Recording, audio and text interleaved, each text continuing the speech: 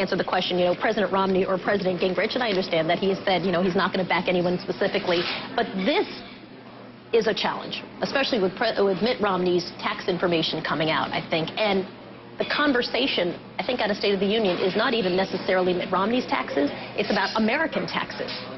Well, the president would have liked to have been able to stand up on the last State of the Union before his re-election campaign to say, I inherited an economic disaster, I have delivered economic recovery. He can't really say that. Yes, there is a recovery, but it's not a recovery that people are feeling, and his core voters, younger, poorer, more minority, are feeling it less than anybody else. So he cannot take the victory lap that he would like to. So instead of recovery, he is offering a reform project. And his big reform is the abolition of the capital gains tax. But this doesn't, to me, feel like it's only being, sort of foisted upon the American people by the White House. The feel is sort of that... If our economy were growing at 6% right now... No one would care about taxes. Really? That would be the first item in the speech he would deliver next year. But what he would like to be up there to say, the state of our union, he would like to be able to give the kind of speech. State of our union is strong. Yeah, so really people are going back to work. He would like to be able to give the Clinton 1996 speech, and he can't do it. So he's offering this in lieu of recovery. Congresswoman. Well, I think one thing that he said in his speech was, in comparison to what the economy was before, we were in a complete free fall, and that has certainly stopped. And I would agree with you, it certainly hasn't grown fast enough. But we have been adding more private sector jobs every month. And then this last month, the first time, people who were applying for unemployment has gone down. I think it was as lowest as it was in the last 4 years. So we would certainly like it all to be better. But, to compare where we were in 2009 to now, I think it's a dramatic difference. But income inequality, I just don't get the sense that, David, and correct me if I'm wrong, I don't get the sense that this is sort of a talking point from the White House, like, let's talk income inequality. It feels to me that this is a conversation Look, income inequality grew faster in the 1990s than it's growing today. But it wasn't a top-of-mind issue because everybody was getting better off. When everyone's getting better off, Americans are relatively tolerant that there may be somebody theoretically who's getting better off even faster.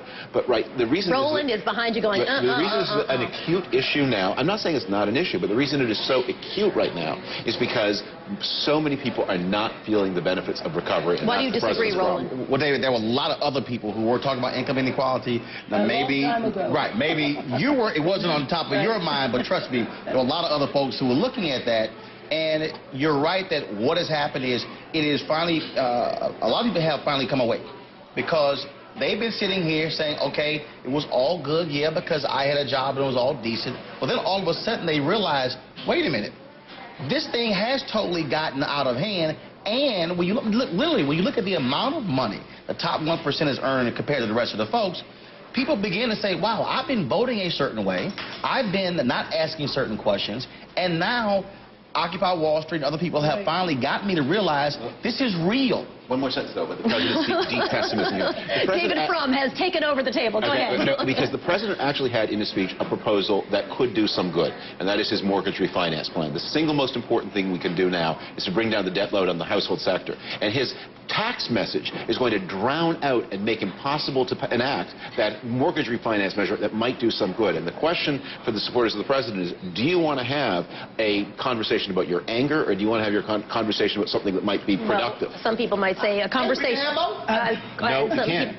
Congress doesn't work that way. Actually, you can, if you want to. You can have a monologue about it, but you can't have a conversation about anger, I would imagine, and correct me if I'm wrong, is correlated to people's getting reelected, right? But I also think he had lots of proposals in there. You mentioned one, and I do think it was an important one, but I think he had a number of proposals in there talking about education, talking about energy, talking about small business ones. Those are the bad ones. I actually don't think they were bad at all. I bet if you got a kid in college right now and you're watching at home, you don't call that silly. Luckily, we'll have everyone lots has to graduate from high school? I've lost control of my panel. Roland Martin. The credit for college. Roland Martin. That's not silly. Roland, people are yelling in my ear. We need to go to commercial break. We can continue this conversation on the other side. Try not to get in a fist fight, the two of you, in the commercial break. Straight ahead, it's coming up at the bottom of our hour. Thank you. Would you do that for me?